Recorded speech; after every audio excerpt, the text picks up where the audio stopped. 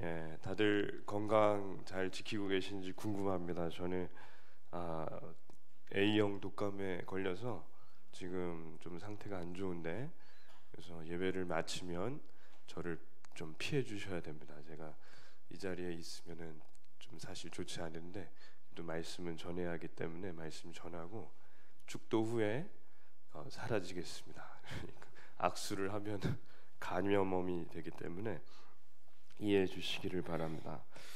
한번 따라하시겠습니다. 신우망한 부살간도 거탐. 예, 지난주에 빠지신 분들은 이게 뭔 얘긴가 할 텐데, 신우망한, 신은 다른 신을 섬기지 마라, 우상을 만들지 마라, 망령되게 일컫지 마라, 안식일을 거룩하게 지키라. 그리고 부살간도 거탐은 부모 공경, 살인하지 말라, 간음하지 말라, 도둑질하지 말라, 거짓말하지 말라, 이웃의 것을 탐하지 말라. 그래서 오늘은 7계명과 8계명, 간음하지 말라, 도둑질하지 말라입니다. 한 여대생이 교회 담임 목사님에게 편지를 썼습니다. 분당 우리 교회 청년인데 이찬수 목사님에게 편지를 쓴 거죠. 제가 한번 읽어드리겠습니다. 목사님 안녕하세요. 저는 청년부에 있는 누구입니다. 지난주에 목사님이 하신 말씀을 듣고 굉장히 참 혼란스러웠습니다. 제가 대학을 입학한 후에 OT와 MT를 가보니 충격의 연속이었습니다. 밤새 폭탄주를 마시고 러브샷을 하고 음란한 게임을 했습니다. 피하고 싶어도 피하기가 참 힘들어요. 학교에 다니면서 알게 된 사실인데요.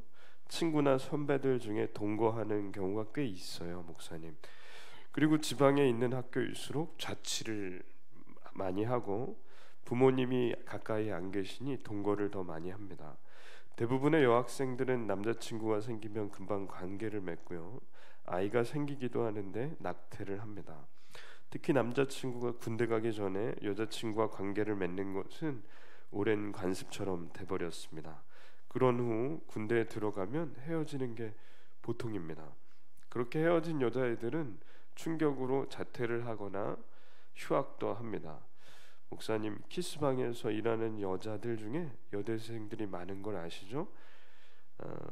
커플이 해외여행을 가면요, 좋은 호텔에 가는 것을 자랑으로까지 여기고 있는 거예요. 대학이 밀집돼 있는 신촌에 모텔이 밀집돼 있는 것도 우연이 아니죠. 저는 지난 학기 수업으로 성, 사랑, 결혼이라는 교양 과목을 들었는데 매 수업 후에 조별 토론을 했습니다. 저는 혼전 순결이 당연한 것이고 결혼 후에 관계를 갖는 것이 이상적이라고 했다가 놀림감이 돼버렸습니다. 친구들은 제가 내숭을 떤다고 하면서 저를 천연기념물이라고 했어요. 그렇게 말한 친구들은 이미 성경험을 했던 거예요.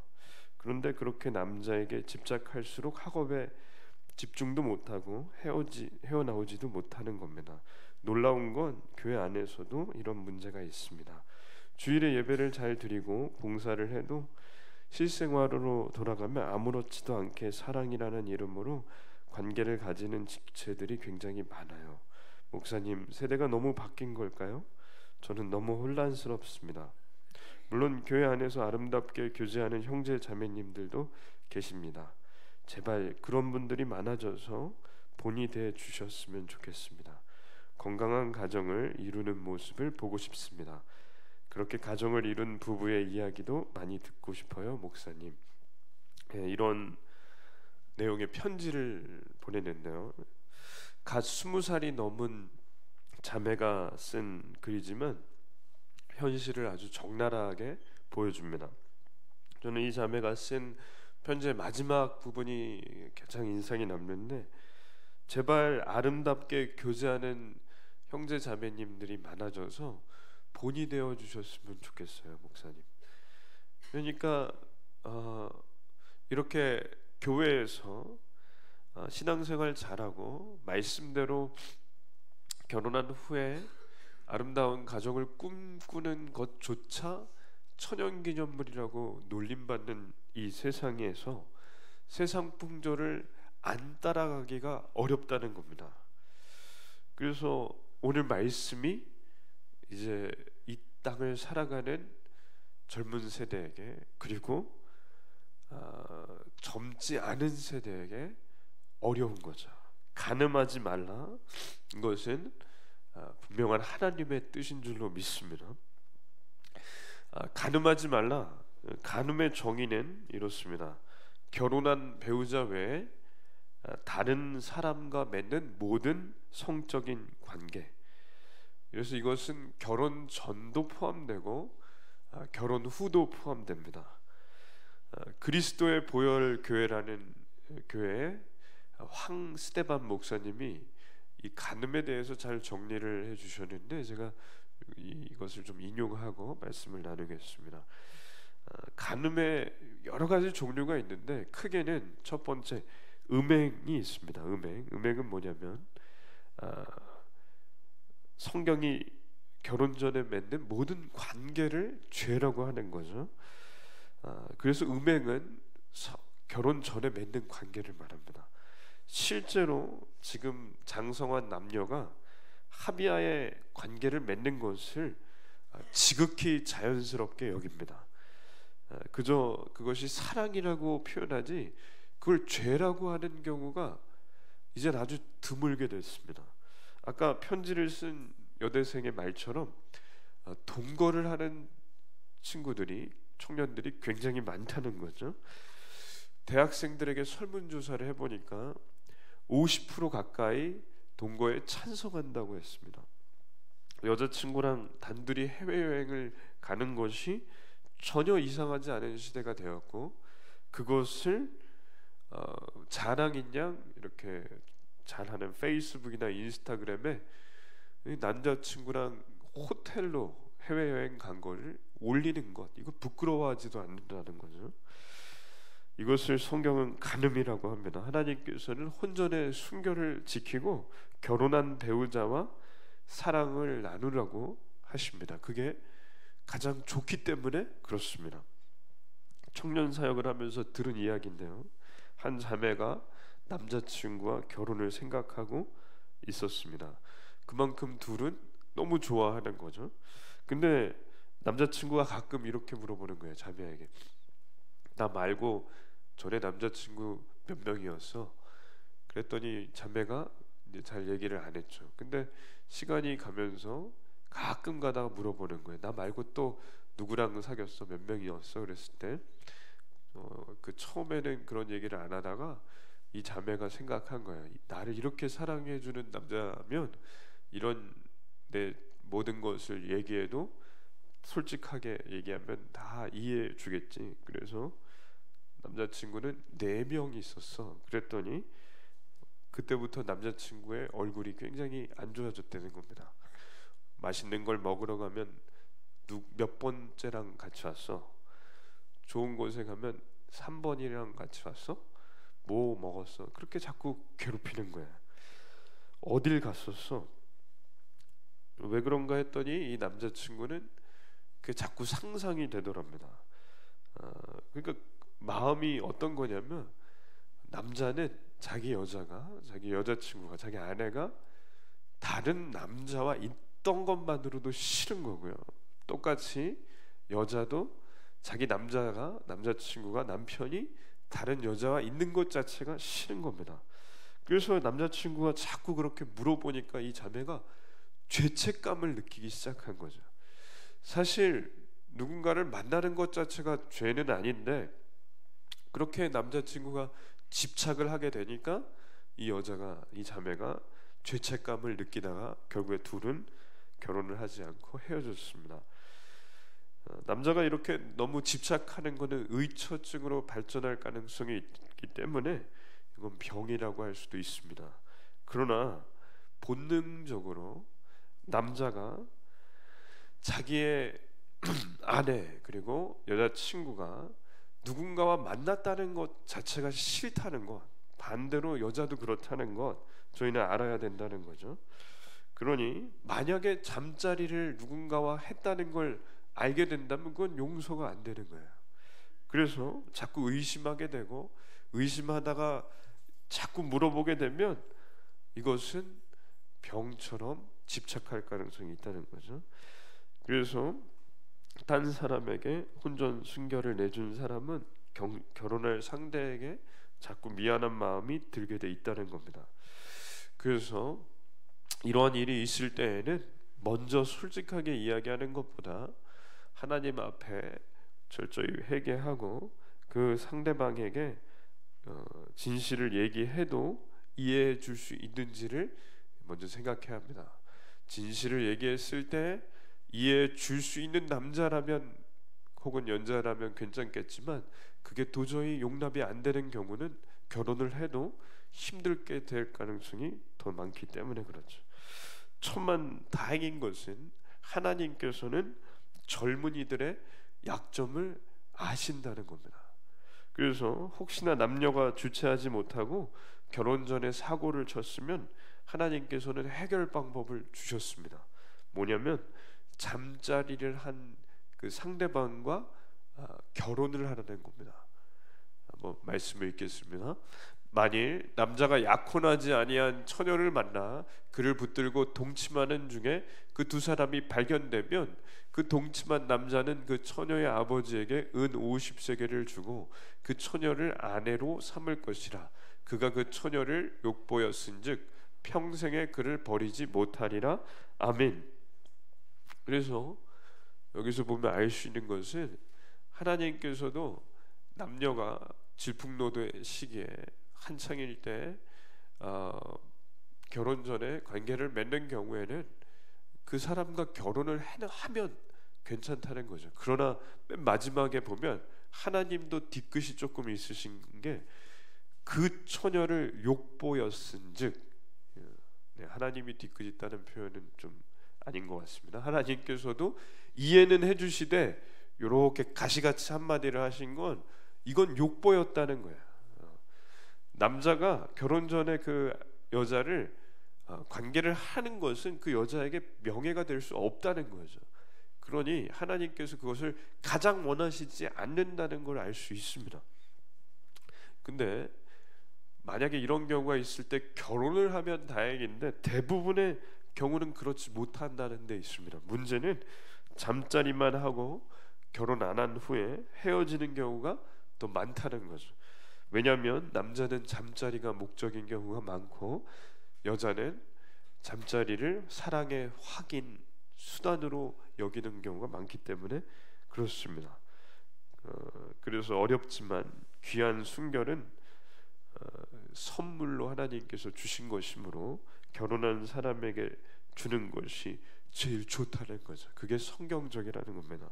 만약 그러지 못했더라면 하나님께 용서를 구하고 배우자에게, 결혼할 사람에게 자기의 잘못을 용서를 구해서 그것이 깨끗이 해결이 돼야만 좋은 결혼으로 이어질 수가 있습니다. 두 번째는 간음의 종류 중에 두 번째는 간통입니다.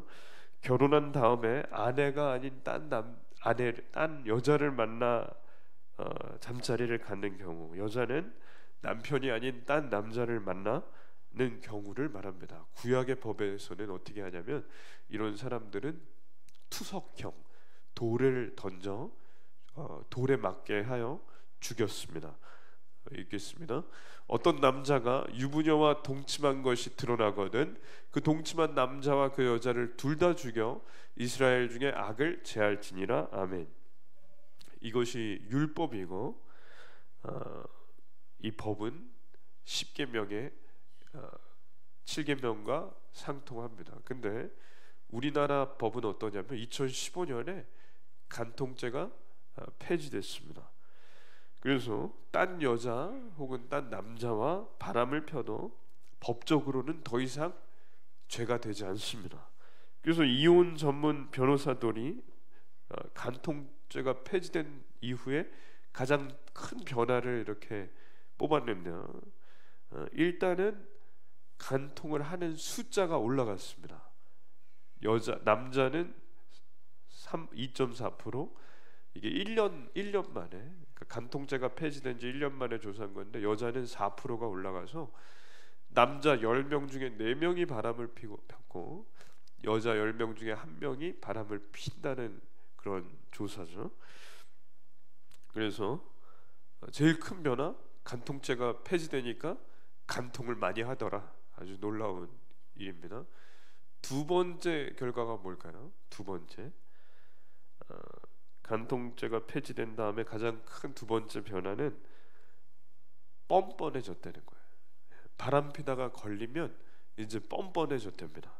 예전에는 바람 피는 것 자체를 숨기고 미안한 마음이라도 있었는데 요즘에 하는 말로 막장 드라마처럼 뻔뻔해졌답니다. 그래서 간통죄도 폐지됐는데 이게 뭐 죄야, 끝까지 뭐 가보자, 막 이런 식으로 하는 경우가 많다는 거죠. 그래서 당당해졌답니다. 그러나 구약 법대로 하면 돌에 맞아 죽을 사람들이죠. 예. 그래서 간음의 종류, 음행이 있고 간통죄가 있습니다. 세 번째는 눈으로 짓는 죄가 있습니다. 예전에는 이렇게 도색 잡지를 보는 경우가 많았다고 하면 지금은 인터넷으로 사진과 영상을 보는 경우가 많습니다. 한번 읽겠습니다. 또 간음하지 말라 하였다는 것을 너희가 들었으나 나는 너희에게 이르노니 음욕을 품고 여자를 보는 자마다 마음에 이미 간음하였느니라. 아멘. 사람이 앉으면 눕고 싶고 누우면은 자고 싶은 것처럼 눈으로 보면 그대로 따라하고 싶은 본능이 있습니다. 그래서 이 말씀을 잘 해석해야 되는데 문제를 하나 드리겠습니다. 목사님 두 분이 해변을 걸으면서 신앙에 대해서, 믿음에 대해서 한참 얘기를 하고 있었습니다. 근데 반대편에서 비키니를 입은 한 여자가 이제 걸어오는 거예요. 두 목사님이 그렇게 거룩한 분들이 믿음에 대해 한참 얘기를 하다가 이렇게 시선이 비키니 입은 여자분에게 가서 이렇게 됐다는 거예요. 그러면 이 목사님들은 간음을 한 걸까요? 안 한 걸까요? 예, 안 한 겁니다. 그건 본능입니다. 그냥 목사님도 다 본능은 그렇다는 겁니다. 그냥 건강하다는 증거입니다. 눈이 좋다, 그 정도로 볼 수 있습니다. 대신에 그 비키니 입은 여자를 따라가서 전화번호를 적고 다시 만나고 선을 넘어가면 그게 간음입니다. 음욕을 품은 것이 간음입니다. 그러나 그런 경우에는 그냥 자연스럽게 지나가는 거기 때문에 괜찮다는 거죠. 그래서 저희가 너무 이 말씀을 볼 때 율법적으로 엄격하게 마치 그냥 지나가는 여자가 짧은 치마만 입어도 죄야, 이건 아니라는 겁니다. 그러나 음욕을 품고 행동을 하는 것, 그것이 하나님께서 보실 때 간음이라고 하는 거죠. 그래서 간음의 종류는 크게 이렇게 세 가지가 있는데 간음을 하지 말라는 법을 주신 이유가 더 중요합니다. 저희는 하나님께서 만드신 십계명이나 이런 법들을 볼 때 오해하는 것이 뭐냐면 하나님께서 꼭 덫을 놓는다고 생각하는 게 가장 큰 오해예요. 신천지에서 제가 신천지의 그 교리 중에 가장 재밌으면서 웃겼던 게 뭐냐면 하나님께서 아담과 하와에게 덫을 놓았다는 게 제일 웃겼습니다. 뭐냐면 선과 악을 알게 하는 나무의 열매 선악과를 먹으면 죽게 된다는 그 하나님의 말씀이 덫이래 된 거예요. 하나님이 전지전능하시기 때문에 다 아신다는 거죠. 먹을 걸 뻔히 아시면서 덫을 놓으셨다. 그러나 하나님은 그런 분이 아니라는 거예요. 그게 성경을 잘못 보는 겁니다. 그러면 마찬가지로 이 법도 십계명도 처음에 말씀드렸듯이 복이라는 거예요. 이게 덫이 아닙니다. 덫이라고 생각하면 오해가 끝도 없는데 하나님은 저에게 덫을 놓으시려고 한 게 아니에요. 간통하면 죽어, 영상 보면 죽어. 그래서 저희를 벌을 주시려고 이걸 만드신 게 아닙니다. 이걸 잘 보면 반대로 생각하면 돼요. 간음을 안 하면 안 할수록 가정들이 평안하다는 겁니다. 간음을 안 하면 안 할수록 가정이 평안합니다. 이런 거죠. 간음을 안 하면 안 할수록 며느리를 드릴 때 해픈 며느리가 들어오지 않습니다. 이렇게 생각하면 간단해요. 그러니까 이 세상 풍조를 그대로 따라가게 내버려 두십시오. 그러면 어떻게 되냐면 결혼 전에 이미 동거를 2명, 3명 남자친구와 2년, 3년씩 해서 7년, 8년 동거한 이 며느리가 그 사실을 숨긴 채 그냥 며느리를 받는다고 생각해봐요. 얼마나 억울하세요? 시부모님이. 그렇죠? 마찬가지로 사위가 바람기가 충만한 사위가 얼굴에 써있지 않는 한 이게 들어오면 얼마나 힘들겠어요. 그러니까 말씀을 저희가 오해할 필요가 없는 게 간음은 안 하면 안 할수록 정숙한 며느리가 들어옵니다. 성경 표현으로 하면 현숙한 며느리가 들어옵니다. 똑같은 말로 간음을 안 하면 안 할수록 괜찮은 사위가 들어옵니다. 바람기 없는 사위가 들어올 겁니다. 그러면 누가 제일 행복해요? 딸이 행복한 거예요. 그러면 누가 제일 행복하냐? 아들이 행복하죠. 현숙한 여자가 들어오니까. 그러니 간음하지 말라는 건 저희한테 덧놓으려는 수준의 저희 수준으로 이해하면 되는 게 아니라 하나님 수준으로 이해하려면 간음을 내가 안 하면, 내 아내도 안 하면, 누구도 안 하고 누구도 다 안 하면 각 가정마다 괜찮은 사위, 괜찮은 며느리를 보게 될 테니까 각 가정이 평안해지는 겁니다. 그렇기 때문에 간음하지 말라는 것은 전부 저희를 위한 하나님의 말씀입니다. 10계명은 그래서 복입니다. 1계명부터 10계명 어느 하나 하나님이 우리 벌 주시려고 만드신 게 없습니다. 다 저희가 잘 되라고 만들어 주셨습니다. 도둑질을 하지 말라. 도둑질은 원어로 가나부인데 뜻이 몰래 가져가다입니다. 그래서 도둑질의 정의가 뭐냐면 주인의 허락 없이 주인의 것을 몰래 마음대로 가져가는 것입니다. 종교개혁자인 루터가 500여 년 전에 이렇게 말했습니다. 도둑질은 지구상에서 가장 흔한 일이다. 만일 이 세상의 모든 도둑이 처형대에 사형대에 달린다면 세상은 곧 텅 빌 것이다. 이 얘기는 뭐냐면 도둑질을 그만큼 사람들이 많이 한다는 거죠. 그러나 하나님께서는 도둑질에 대해서 굉장히 엄격하십니다. 말씀 읽겠습니다. 사람이 소나 양을 도둑질하여 잡거나 팔면 그는 소 한 마리에 소 5마리로 갚고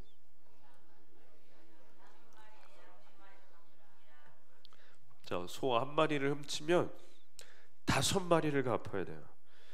소 양 한 마리는 4마리로 갚아야 돼요. 재밌는 것은